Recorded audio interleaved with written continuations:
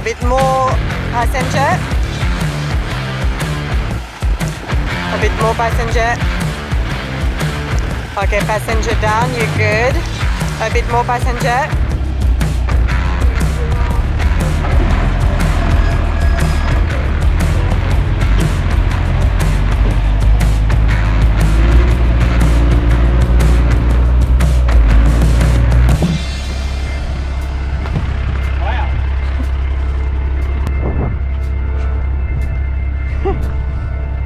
That's a decent ride. Man, it's like a river flowing through here.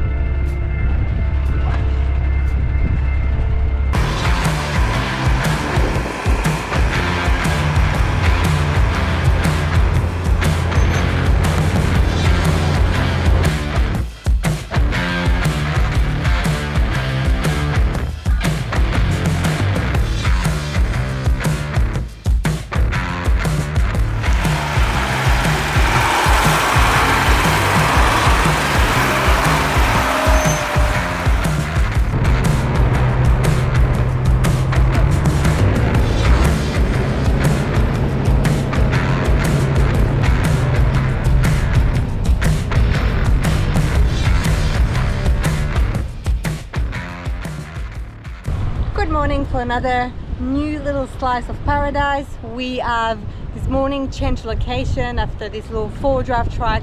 That was quite fun. There was like some big roads. Yeah, the Mog did very well, which was again super impressive. Now Bowser is just parked right there. I don't know if you can see him.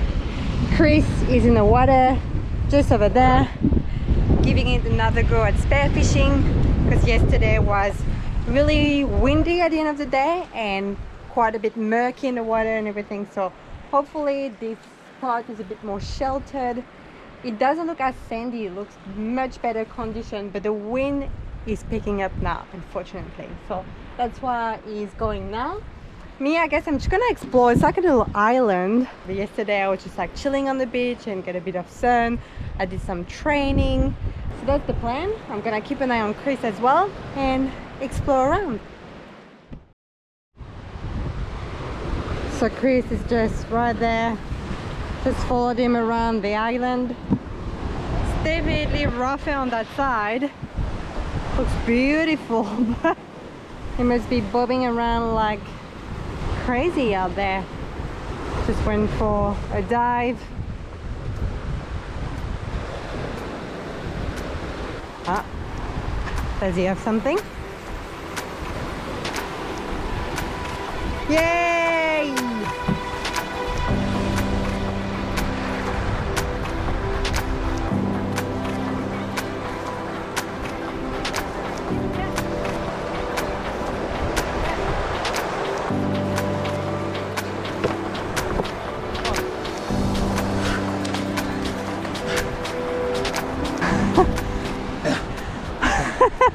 Big blue grouper. Nice. It's huge. Wow. Slightly bigger than I was after. Bringing back dinner. It's a football worth of fish. So yeah, this is called a western blue grouper. Males are blue, females are green, and it is the type of fish that can change sex depending on its environment. So if there's not enough females about, then it can go green and become a female. That's pretty cool. But anyway, yeah, he was not very elusive actually. Saw him swimming around under a big ledge. So I dove down, very mediocre dive, and didn't have to hold my breath very long. Popped him right in the side, got a really good holding shot. And then I grabbed him by the gills and put him out of his misery. Nice. So yeah, it worked out very well. I always feel bad, but it will be dinner and every bit of this fish will be used, so much more sustainable than going to the supermarket, right Ange? Much more sustainable. So no vegetarian tacos. So peaceful. Oh my god, I gotta sweat up bringing back the fish to a little rock. Definitely gonna go for a swim after. But now I'm going back to the Mog to get some spearfishing essentials that we've forgotten, aka a filleting knife. Alright, I'm at the end of the tunnel. There we go. And the mug is right here. Yay! Alright, I've got the essentials now to hike back over there. Can you see Chris in the distance? Alright, let's hike down.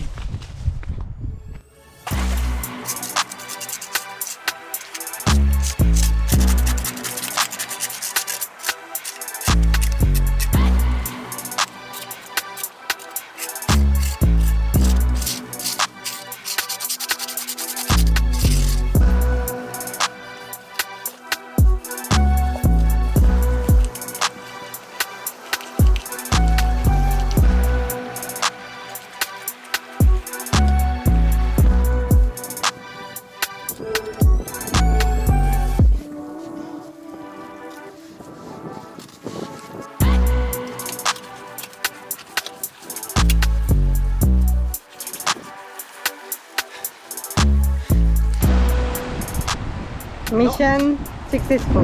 Oh, not the easiest fish to fillet, man. He's a slimy one. All right, let's get that fish on ice.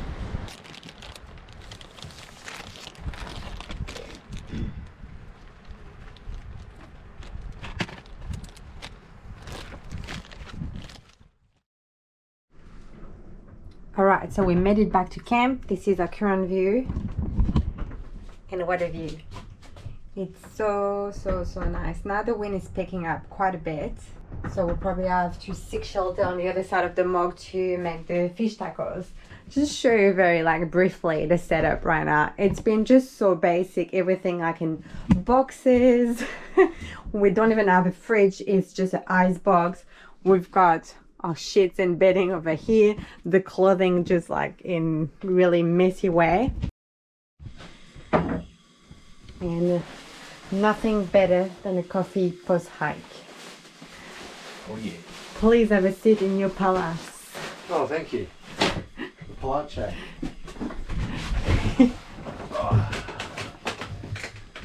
Well, Ange, money well spent. Organized chaos. It seems to work pretty well. Nothing is moving too much at the back, which is pretty impressive. Yeah. No, it's actually... It doesn't move much. No. So we'll leave the mattress like that when we drive with the chairs at the bottom. And then when we're ready to sleep, we just move the chairs and put the mattress on the floor. We've been getting a little bit of water coming in there and there. So where we've got it parked, it's going the other way. So it's facing down. So we've obviously got another couple of leaks that we still need to fix. So yeah, the endless saga of the leaks. I think that will be the good thing with this trip is we'll be able to see what needs improvement, what is like really necessary, and obviously like things like that that we don't know because we don't drive them out normally. So definitely having a proper kitchen is gonna make my life much easier to cook meals, to make coffees. We'll have to be in the floor like that. Having running water as well is gonna be definitely a huge game changer because right now we just got like a 20-liter jerry can on the outside next to the pee jerry can. I've been using actually the toilet and I'm really happy with it, especially like at nighttime when you don't have to go outside, especially right now. As you can tell, it's really cold and windy. It's really good to be able to just stay inside the camper and just being able to go to the bathroom. So yeah, really happy with that. You having fun? Oh yeah, thanks. Can you open the thing for me? See you soon.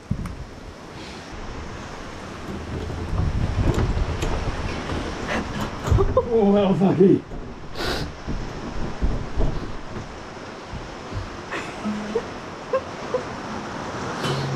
Could have done this in the Jeep.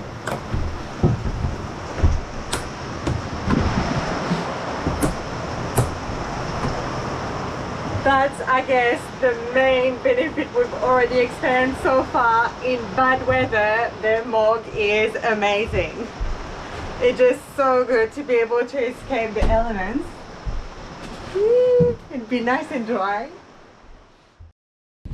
And it just goes to show that you can definitely have a super basic camping setup for weekends, for holidays. You don't have to have a full build. Portable solar panel here.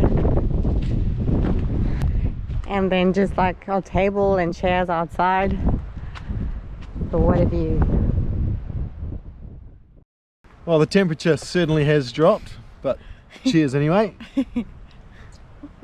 Went from bikini and going for a little swim to back to our winter clothes again like it was in the Stirling Ranges. But that is the south of Western Australia for you at this time of year. That's the end of our little trip, I guess. We will head back to work on the MOG some more when from tomorrow. So good to finally just get out and enjoy the MOG for what we are actually building it for, though, because we were starting to forget what the whole purpose was. MOG has been awesome since we've been away. For an old truck, she goes all right. Yeah, the comfort in the cab is just so much better. That's made a huge difference. Yeah, than when we went down to Exmouth. Yes, granted, it wasn't as hot outside, but it's a massive difference. So huge ups to car builders and all the work that we put into that cab, which was very drawn out because of Angie's seat base, but we are really stoked with it. Especially me. yeah, I bet. And just stoked in general with what we are trying to achieve, I guess. We have been pretty dejected lately because things just aren't progressing as fast as we would like. And it's hard because you look on social media and you see other people doing builds and they're just super quick and painless. It's nice to be able to film it and show you guys and to be able to learn stuff, but I wouldn't say it's enjoyable.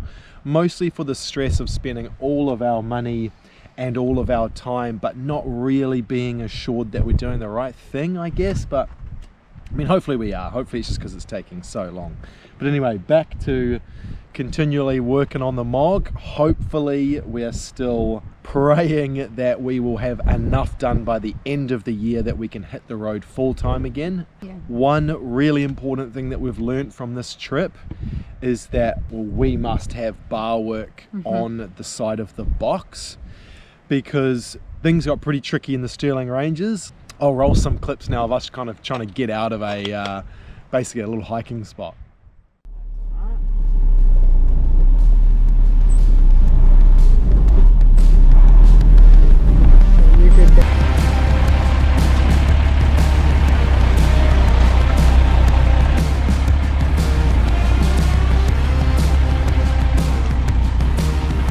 Come up!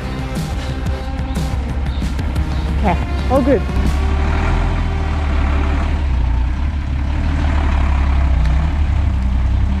Okay, you good? You're good. Okay, much better. You're good. Yeah. You're good. This way.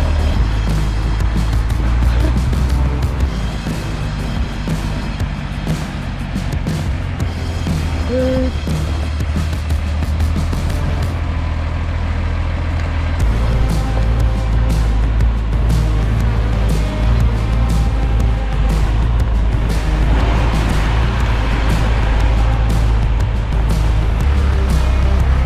Slowly.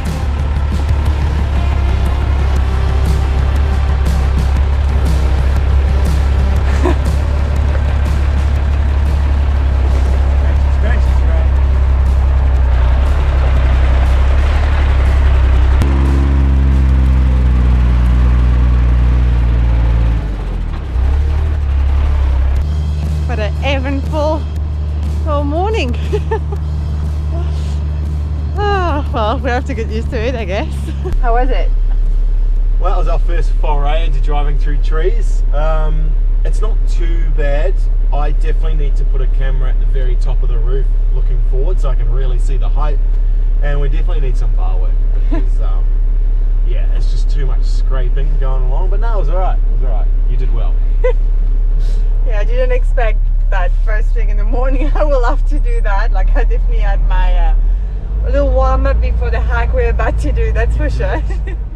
So yeah, as you can see, it's pretty stressful when you're dealing with pretty large trees and tree branches. It was my first time spotting as well. I have no idea what the box is gonna do, what kind of movement we're gonna expect with the flex or anything. So like very much learned. And it did do absolutely fine. It's when you get an off camber kind of a situation and then the box itself actually moves a lot and quite hard to anticipate. So yeah, bar work definitely needs to go on the side, so almost like scrub bars, so we can sort of push through branches without actually damaging anything. But other than that, everything about the Mog has been a huge plus, and as we do more and more work, it'll get more and more comfortable back there. So we're now going to enjoy our little matzos, hopefully warm up a little bit, and then cook some blue or western blue groper Mexican tacos. Ta-da! Bon appetit. Thank you very much, Mr. Groper, and thank you for cooking. Bon appetit!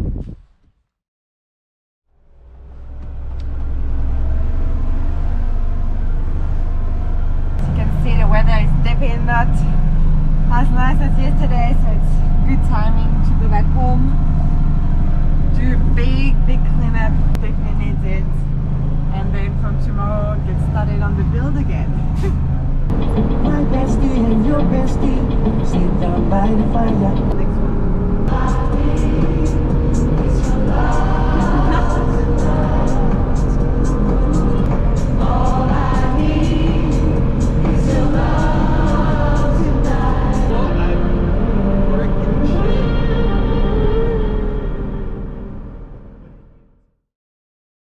Alright, as you can see, we're back at the shed.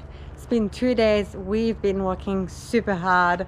There's a lot going on in the box at the moment, but we won't show you quite yet. You will have to wait for next week's episode. But before I wrap it up here, I just want to share with you a few stats from our trip, because I'm sure a lot of people are going to ask about, most importantly, the fuel consumption that we got. So it's really strange with the Mog. It's really fluctuating depending on obviously of what kind of driving we get, like conditions and what kind of road and speed. So for example, the day we went to pick up our electronics back in Perth, we got around 30 liters per 100, which is really bad. But there was a lot of like stop and go city driving. It's definitely not a good terrain for the Mog, we must admit.